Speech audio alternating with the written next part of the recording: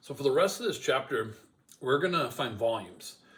And so all volume is, this is your formula for the whole rest of the chapter, is volume is the integral, the area of the cross-section.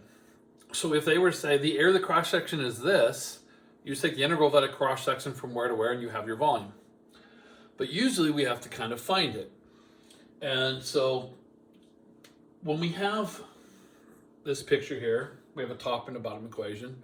The bottom equation could be the x-axis, but there's got to be a lid, and a base, top and a base. We're going to find the volume. First off, in 7.2, we're going to spin everything this way.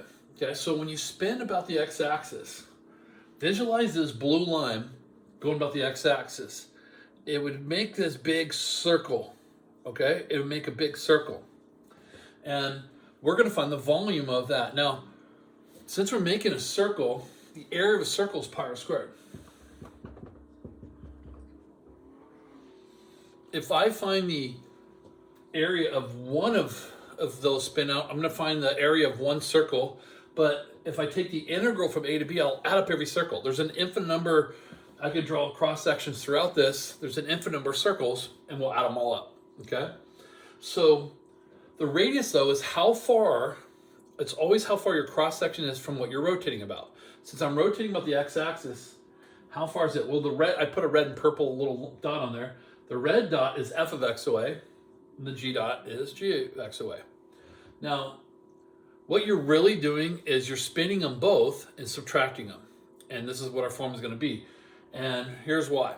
If I spin the f1, I'm actually going to find all the area, including all this, everything. If I spin the f1, everything below the f. But if I spin the g, I'm only finding this little dot down here, spun. If I subtract them together, I get what's areas between them, which is what we're trying to do. All right, so here's your formula. Rotating about the x-axis is volume equals integral. It's going to have a pi in front of it for the pi. And what we do is the top function squared.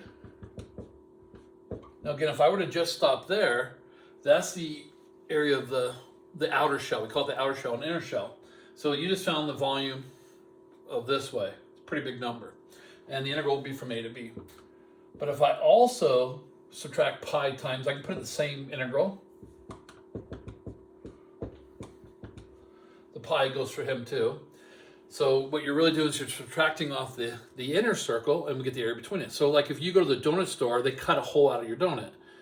If you have a full donut, you get the whole donut. Well, and some donuts have holes in them. What you're doing is you're finding the area of the whole donut and then subtracting off the hole, and that's how much donut you're getting. So if you visualize this going around, you make this huge donut, right, that we could eat. And the volume of it is what we would find by punching into here. All right. So this is volume if you're going to rotate about the x-axis. This is all you have to do. So we had an equation. Let's do the basic.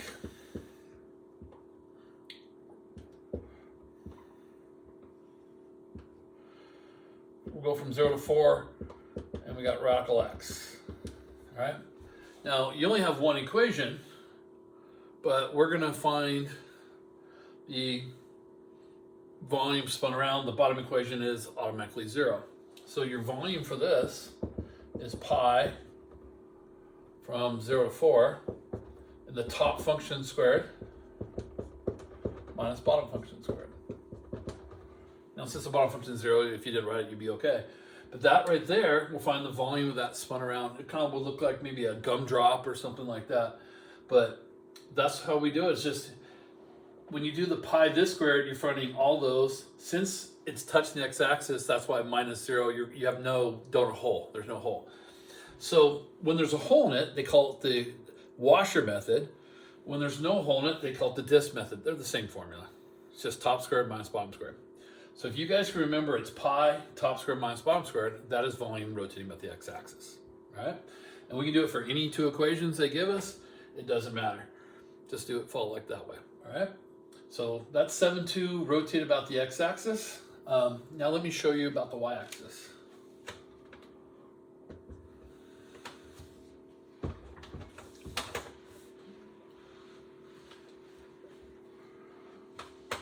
All right. So now if we rotate about the y-axis, this is section 7.3. All right, rotating about the y-axis. Well, now what we're going to do is we're going to take our cross-section, spin here, and we're going to make a cylinder. Well, the area of a cylinder is 2 pi r/h, because a cylinder is just a rectangle. Right? So if you took a piece of paper, got my little scrap paper, I got a piece of paper, I spin it around, and I have a cylinder. Cylinder is a rectangle, and in a cylinder, this is the circumference. It's a circle. So circumference is 2 pi r times the height. So you're taught that the surface area of the top part of the cylinder here, or this part, not including the lid or the bottom, the surface area of a cylinder is 2 pi r/h. That's why, because it's just a rectangle. So this is 2 pi r, that distance, and then height, and that's the area of that you're getting. So when I spin it around, it's just making one big cylinder like this. All right. Now, since there's a bunch of them, we have to take the integral. So what we're going to do is we're going to take the integral of this thing. So our formula for rotating with the y-axis is 2 pi, because there's a 2 pi, that's part of the cylinder.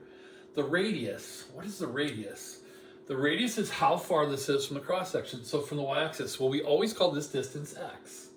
So that distance there is x. This distance has always been x. If when you graph like 2, 3, you go x to the right, y up. X is always the distance from the y-axis. Y is always the distance from the x-axis, okay? So since our radius is x, we have x, and then times the height. Well, what is the height of this cross-section? Well, this is f of x, and this is g of x, so this is f of x minus g of x.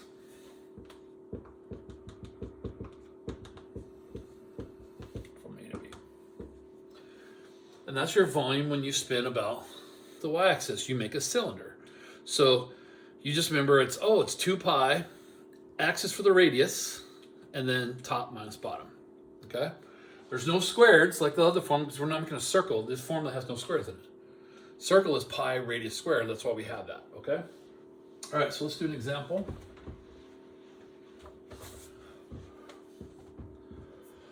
I could just do, and let's do x squared.